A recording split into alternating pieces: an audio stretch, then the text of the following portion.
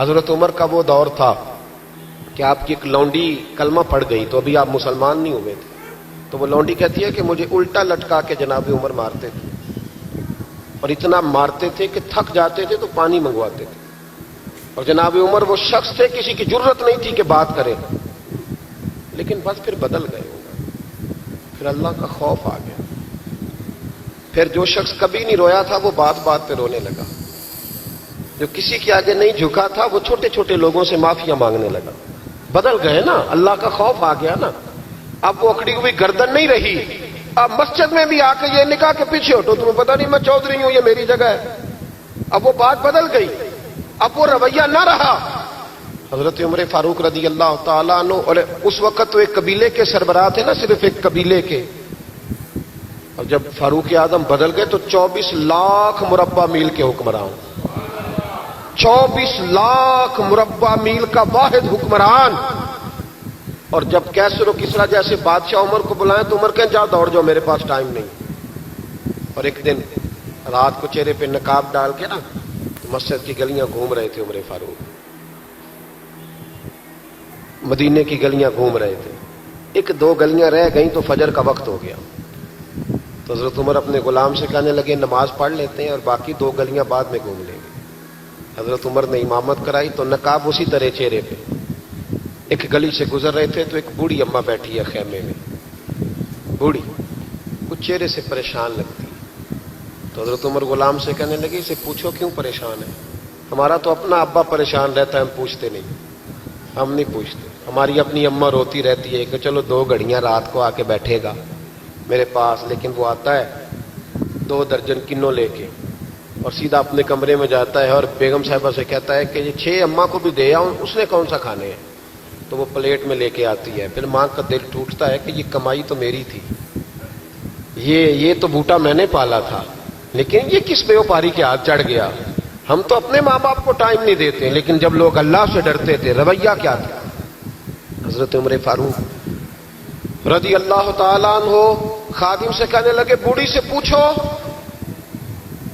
تو پوچھا اماں السلام علیکم، وعلیکم السلام، اماں کیا بات ہے، تو اماں کہنے لگی جاؤ دوڑو، تمہیں کیوں بتاؤں، دیہات کی سیدھی سادی بی بی، جاؤ بھاگ جاؤ۔ کہا نہیں اماں مہربانی کرو اندر تو آنے دو، بڑی منت کے بعد اماں مانی۔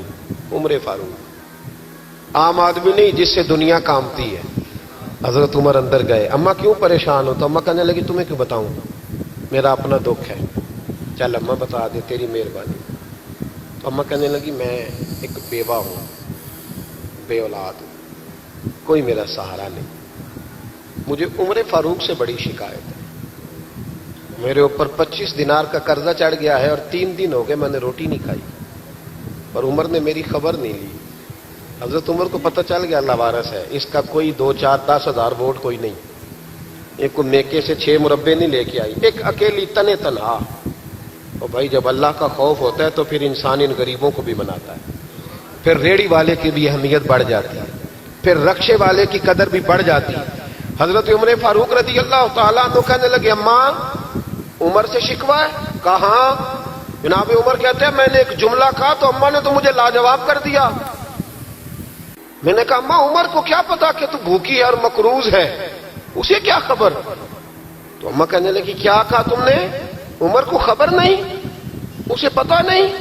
تو عمر سے کہو نا چھوڑ دے حکومت، اس کے حوالے کرے جو خبر رکھ سکتا ہے، کیوں بیٹھا ہے پھر؟ ہمارے حکمران کہتے ہیں ابھی میں صدمے میں ہوں، نکلوں گا تو بات کروں گا، نہ ادھر ادھر کی تو بات کر، یہ بتا کہ قافلہ کیوں لٹا، مجھے رہزنوں سے غرض نہیں، تیری رہبری کا سوال ہے، ہاں تجھے جواب دینا پڑے گا۔ حضرت سیدنا عمر فاروق رضی اللہ تعالیٰ عنہ سے اماں کہنے لگی نہیں خبر رکھ سکتا تو حکومت کیوں کرتا ہے، چھوڑتا کیوں نہیں؟ تو حضرت عمر کہتے ہیں میں کانپنے لگا، دوڑے گئے جناب عمر، میں نے کہا اس اماں کا 6000 ووٹ نہیں کہ اس کی قدر کی جائے، یہ اماں کوئی بہت آکسفورڈ یونیورسٹی کی ڈگری ہولڈر نہیں کہ اس کی بات مانی جائے، کہ لاوارث اور بیوہ بی بی۔ عمر دوڑے گئے، گھر سے اناج کا تھیلا کندھے پہ رکھا، 25 دینار بھی لیے، پکا پکایا کھانا بھی لیا، خادم کہنے لگا حضور مجھے دے دے میں اٹھا لیتا ہوں، تو حضرت عمر فرمانے لگے چل وعدہ کر قیامت کے دن بھی میرا بوجھ اٹھائے گا؟ کہنے لگا جی نہیں وہاں نہیں اٹھا سکتا. فرمایا پھر آج بھی نہ اٹھا, مجھے ہی اٹھانے دے, یہ میرا بوجھ ہے تو مجھے ہی. اماں کے سامنے 25 دینار بھی رکھے. پھر اماں کو حضرت فاروق اعظم نے 2 مہینے کا راشن بھی دیا, پھر پکا پکایا کھانا بھی دیا. معمولی آدمی کی بات نہیں کر رہا, 24 لاکھ مربع میل کا حکمران. حضرت عمر مدینے میں بیٹھ کے کبھی للکار دیں تو کیسر و کسرا کی ٹانگیں کانپیں. جناب عمر فاروق رضی اللہ کھانا کھلا کے, اماں چارپائی پہ تھی تو عمر نیچے بیٹھ گئے. کہنے لگے اماں چل عمر کو معاف کر دے, چل چل جانے دے, کوئی عرض نہیں. بیچارے کو پتہ نہیں چلا. تو اماں کہنے لگی تو نے پھر عمر کا ذکر چھیڑ دیا. بیٹے میرے گھاؤ بڑے گہرے ہیں, میرے زخم بڑے سخت ہیں, کلیجہ پھٹے تو تجھے دکھاؤں کتنی تکلیف میں ہوں. میں تو پکا ہوا پھال ہوں, کسی وقت بھی دنیا سے چلی جاؤں گی. میں نے عمر کو معاف نہیں کرنا. جب میں قبر میں جاؤں گی نا, نبی کریم علیہ السلام آئیں گے تو میں عمر کی شکایت کروں گی. میں کہوں گی حضور اس سے پوچھئے یا رسول اللہ, بیوہ اور بوڑھی کا خیال ہی نہیں کیا.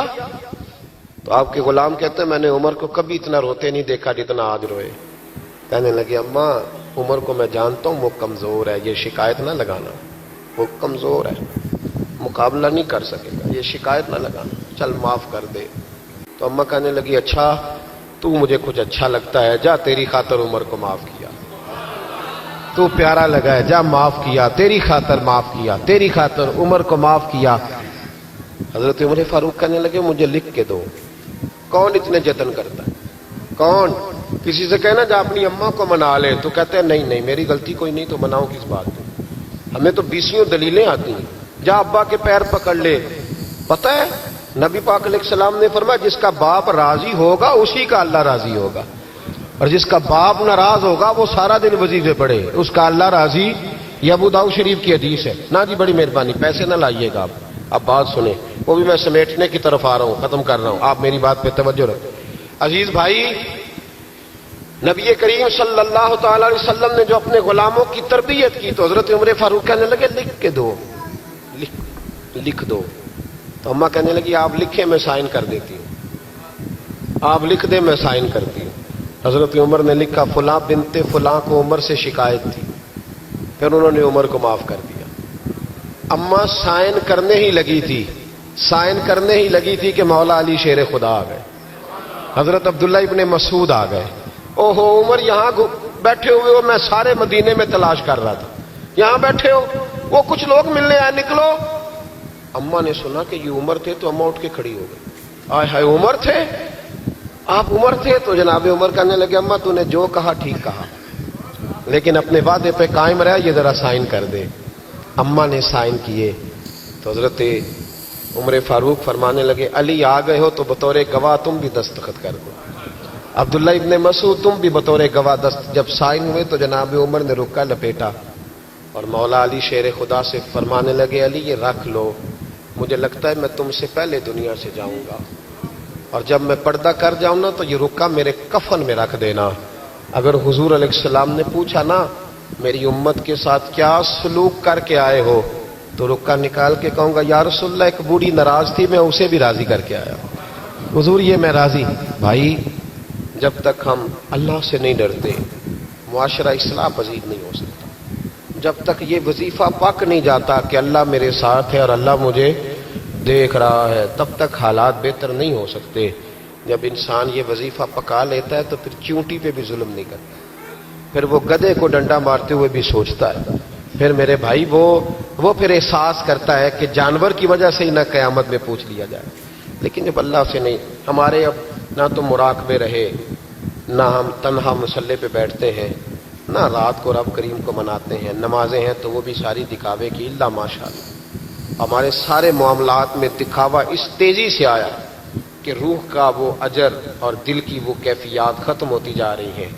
رات مصلے پہ بیٹھے, اپنی اصلاح کے لیے اپنے مالک کے حضور دعا کریں, اور سب سے بڑھ کر یہ کہ یہ ذہن بنائیں کہ میں, یہ باپ مجھے بعد میں ملا, اماں مجھے بعد میں ملی, بچے بیوی بعد میں ملے, پہلے تو میں اپنے رب کے پاس تھا.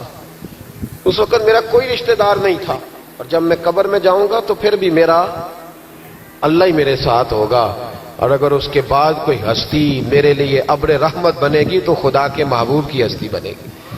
میرے بھائی جس آدمی کے ساتھ انسان کو ہمیشہ کام پڑے اسے بندہ ناراض نہیں کرتا، اس کے ساتھ دوبارہ بھی مجھے کام پڑے گا۔ تو رب رسول کے ساتھ رشتے مضبوط کریں۔